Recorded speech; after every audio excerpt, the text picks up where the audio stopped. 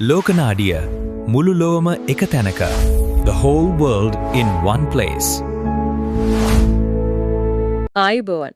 ලෝකනාඩිය Facebook පිටුවට ඔබ සාදරයෙන් පිළිගන්නවා. අද අපි මේ ගැඹුරු විමර්ශනයෙන් කතා කරන්න යන්නේ ටිකක් වෙනස් විදිහේ මාතෘකාවක් ගැන. ඒ කියන්නේ යාපනීය විශ්වවිද්‍යාලයෙන් එන ඇත්තටම ගොඩාක් ආందోලනාත්මක පුවතක් ගැනයි.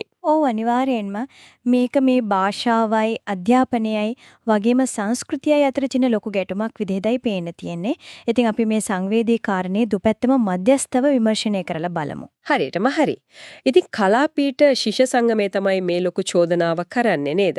ඒගොල්ලෝ කියන්නේ මේක නිකම්ම අධ්‍යාපන ප්‍රතිසංස්කරණයක් නෙවෙයි කියලා. ඇත්තටම ඔව් කලාපීඨ ශිෂ්‍ය සංගමය සහ ඒකේ මාධ්‍ය ප්‍රකාශක කවිතරන් මහත්මයා කියන විදිහට මේ දේශනේ ඉංග්‍රීසි මාධ්‍යට හරවන එක පිටිපස්සේ ලොකු සැලැස්මක් තියෙනවා. ඒ කියන්නේ ඒගොල්ලෝ මේක දකින්නේ වෙන විදියකට. මොකක්ද ඒ හැංගිලා තිනවා කියන සැලැස්ම? කරන ක්‍රමානුකූල සිංහලීකරණයක්. ඒ කියන්නේ systematic singhalization එකක් කියලයි. දෙමළ සංස්කෘතික අනන්‍යතාවය මකා දාන්න කරන කුමන්ත්‍රණයක් විදිහකයි ඔවුන් මේක අර්ථකථනය කරන්නේ. අම්මෝ එක බරපතල චෝදනාවක් නේ. ඔව්. ඒ වගේම වර්තමාන රජය පොරොන්දුණු සිස්ටම් චේන්ජ් එකක් මත පේන්න නැහැ කියලත් ඔවුන් දේශපාලනික චෝදනාවකුත් එල්ල කරනවා. මට මේක අහද්දි මතක් වෙන්නේ අර ට්‍රූජන් අශ්‍රයාගේ කතාව. ඒ කියන්නේ බැලු බැල්මට ඉංග්‍රීසි අධ්‍යාපනය කියන්නේ වටිනා තෑග්ගක් වගේ පින්නුනට ඒ ලස්සන කවරය ඇතුලේ සංස්කෘතික ආක්‍රමණයක් හංගිලා තියෙනවා කියලා සිසුන් බය වෙන එක සාධාරණද? ඒක තේරුම් ගන්න නම් අපි මේකේ අනිත් පැත්තත් බලන්න ඕනේ.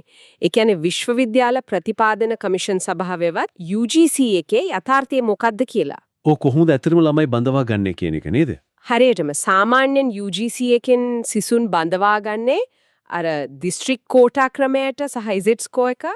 අන්න හරි Z ස්කෝර් එක මත. ඒතර භාෂා වෙනස් වුණාම කොහොමද මේකට බලපාන්නේ? මෙහෙමයි කලින් පාඨමාලාව තිබුණේ දෙමළ භාෂාවෙන් විතරක් නිසා ස්වභාවයෙන්ම ඒකට ඉල්ලුම් ගලේ ඒ භාෂාව කතා කරන අය විතරයිනේ. ඒක නිකන් ස්වභාවික පෙරණයක් වගේ වැඩ කරා. ඒ කියන්නේ ඉංග්‍රීසි මාධ්‍යයට මාරු කළාම ඒ භාෂා බාධකේ අයින් වෙලා යනවා. ඔව් අයින් වෙනවා.